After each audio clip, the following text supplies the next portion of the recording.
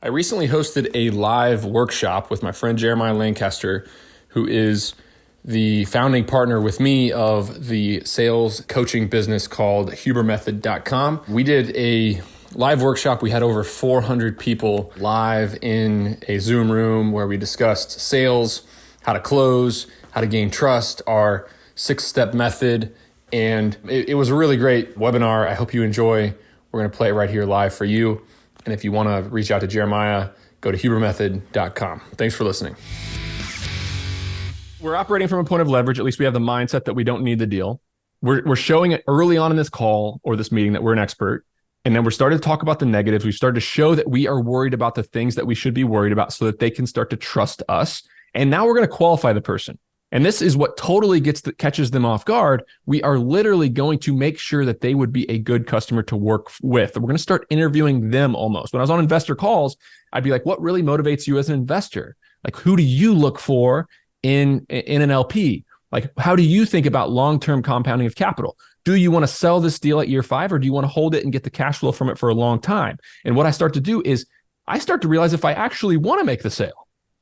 It turns out, Jeremiah, that there's a lot of sales throughout the years that I won that I wished I didn't win because they were not a good fit. They didn't have the right attitude. They expected too much of me, and they were complete nightmares to work with. We can talk about leverage and my asshole rule in a minute. But basically what I do is kind of micro interview them. And different fields, you do different levels of this stuff. But I'm going to qualify the person to make sure that they're a good client. And then I'm going to flip the seats again. I'm going to flip seats again, and I'm going to ask them the question. Jeremiah, like, I just told you all the reasons why you should not invest in self-storage. Like, I told you interest rates might go up. I told you all the things that might go wrong. Why did you get on this call? Like, what do you like about self-storage, and what do you like about me? And when I did that in investor calls, something unbelievable happened. I shut up. I would shut my mouth, and the person would sell themselves. They would talk for 5 minutes about all the things they love about storage. Okay. They would talk about all the reasons why they don't need the capital, how they're playing a long-term game. And if there's a downturn and we hold on to the property, that's all fine. They'd be completely understanding. By the end of the call, they had talked themselves into investing with me. It was a beautiful, beautiful thing. Same thing with storage owners. Okay. I would say, look, interest rates are really high right now. Maybe now is not the best time to sell. Have you thought about it? If you hold this thing, and I would start to coach, I would literally start adding so much value to the sales call. And that's a piece here. While you're qualifying and letting them sell themselves, you start to add value to them, give them free advice, talk to them about what you would do once you own the property. Like, hey, I'm going to own your property, but I think you're undercharging in rents. If you really want to maximize the amount of money that you could sell this building for, you should raise rents at least $10 or $15 per unit and come back to me in 6 months. I might be able to pay you a couple $100,000 more for your property. Okay. Boom, they're starting to get value out of that, and it's even building even more trust. Anil at AdRhino, he'll get on there and say, yeah, I think selling, yeah, go ahead. Yeah, I think like letting people, I think what you touched on is super critical that people often do is that they over pitch or they oversell. After you've done this kind of like, positioning of really starting to qualify the person, let them start to tell you all the reasons why they need this. If there's some level of mutual interest, someone's going to want to have a conversation about this. And it's important for us to just like kind of sit back. Most of the deals that I've lost, I've oversold. Every time that I take a step back, listen to what the person has said, and then ask them a really provocative question. Like, why wouldn't you want to move forward with this today? What's going to prevent you from, or how are you going to actually accomplish this in the next 6 months? Or how are you going to grow revenue by 30%? You already told me that you have large investor expectations and that you need to meet them before the end of the year, or you're not going to be able to go out and raise additional funding. Those kind of questions really start to put people on their heels. And then that's when they can start to sell themselves on these solutions. Then they can start to build the internal consensus that's necessary to start making the sale a complete kind of thought for them. Before that, you are now in pitch mode, which is always going to put you away from that position of leverage. And it's going to make you feel like you're constantly pushing uphill rather than like this concept of like downhill selling. That moment right there, kind of like in the sales process, is really where the ball starts to roll downhill, and it starts to become something that like now you're catching the momentum of you and that person moving downhill in the right way together, and then that's when you're going to start to act fast.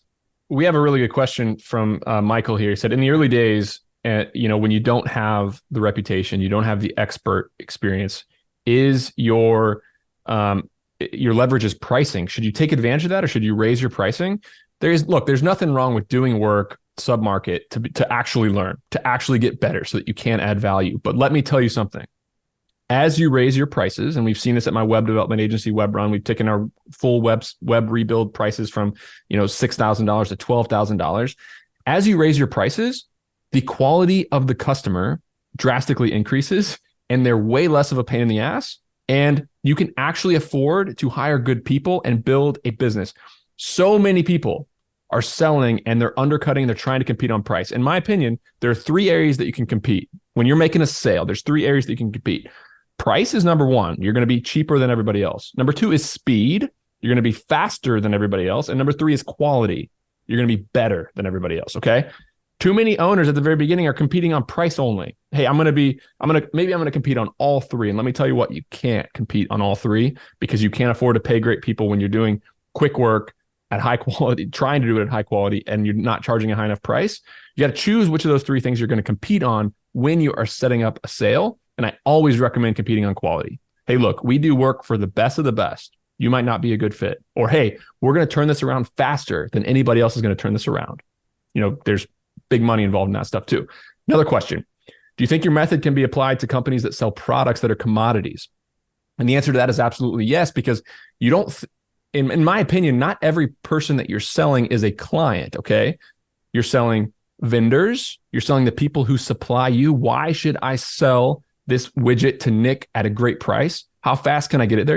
You're competing on speed. There are many other things that you're selling throughout this, in the economic environment when you're selling a commodity. And that means it's not necessarily in price. Yes, you're competing on price there, but you got to really sell your vendors to sell to you. You got to sell your employees to work for you. You're selling other areas to get to gain your alpha. So hope that helps. I think it actually even helps more with commoditized products, right? Because if you start to think about any kind of commodity, if quality is roughly the same, then back to those kind of like 3 points, you're going to have to be slightly competitive on pricing here. But you also have to be better at the quality of delivery. And I think that that's something that, far too many people just kind of like gloss over is like, how are we going to deliver this to you? And how are we actually going to provide value in terms of this product? If you do that well, and if you are able to articulate it very clearly about how or why our process works better than everyone else, even though you might be getting similar services like similar Google PPC, ad management, could be cost segregation study, whatever that thing may be, you're going to get the same quality of product there, but we're going to deliver in a way that's unique to you and that we're going to care about in a way that's much better than every one of our competitors. I love it. Now, quick promo. I'm only going to sell you guys for about 20 seconds here, but if you go to hubermethod.com, you can set up a free consulting call with this guy right here. He won't pressure you to buy a coaching plan. He won't hard sell, but he will absolutely look into your business and tell you ways that you can become a better salesperson. So go to hubermethod.com, set up a free call with Jeremiah right now. Now, let's go back and talk about this last piece, because this very last bullet here, Jeremiah, is uncomfortable. And so many people just mess it up. And you have an example of a call that you were doing, a coaching call with our engineering team that I own part of. And we had the opportunity to ask for the business. We had the opportunity to close it, and we just didn't do it. So tell me what you learned there. Yeah, far too often we don't ask for the business. We assume that the product will sell itself. And I think that thinking about a commodity or any kind of product, like, it is important to ask people, are you ready to move forward? How do we get you set up today? Especially if someone has already told you explicitly. We were running a coaching call. We were listening to this call. There was a lot of rapport built. We compared and contrasted pricing versus another competitor. This guy is literally holding up pieces of paper with competitor logos on the call as we're reviewing this. It's saying, these people do this, you guys do this, here's the other price quote here. 15 minutes into the call, the customer looks and says, you know what? I think, you're a couple dollars cheaper, but, I really like the way this conversation's going. I want to move forward with you, even though I've already done this with them 4 times. And instead of saying, great, let's get you started right now. Okay, let's pull up the relevant information necessary. He asked another question after he already said, I'm ready to move forward. He said, maybe I should wait a week. What do you think?